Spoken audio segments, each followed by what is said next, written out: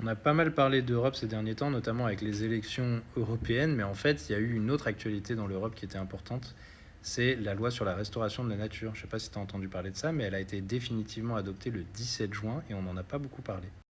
Elle est importante cette loi, ça faisait des mois que c'était bloqué, que des pays ne voulaient pas la ratifier.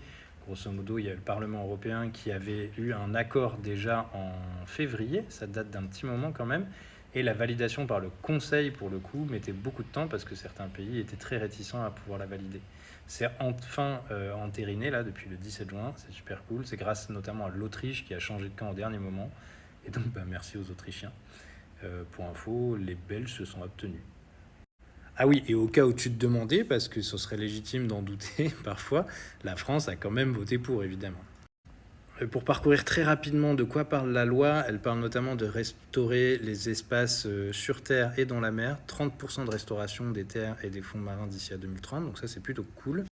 Surtout dans un contexte où on est en train de parler de plus en plus d'exploration des fonds marins pour aller y chercher des ressources. Et franchement, si t'as pas entendu parler de ça, j'en ferai un contenu dessus, je pense, mais c'est vraiment très chaud. Il y a aussi la restauration d'habitats spécifiques pour que des espèces puissent recommencer à se développer et que les populations remontent en fait tout simplement. Et on parle de restauration progressive de 30 à 60 à 90% avec le temps sur ces habitats spécifiques comme par exemple les zones humides. Et ça c'est vraiment une très bonne nouvelle.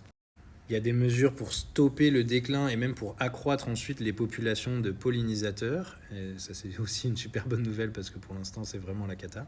Il y a la suppression des obstacles dans les cours d'eau et les rivières pour atteindre, je crois que c'est 25 000 km de cours d'eau libres. Et ça, c'est une super bonne nouvelle aussi. En fait, les cours d'eau, c'est des corridors écologiques. C'est ce qui permet à tout un tas d'espèces, et pas que des poissons, de pouvoir passer d'un milieu à un autre.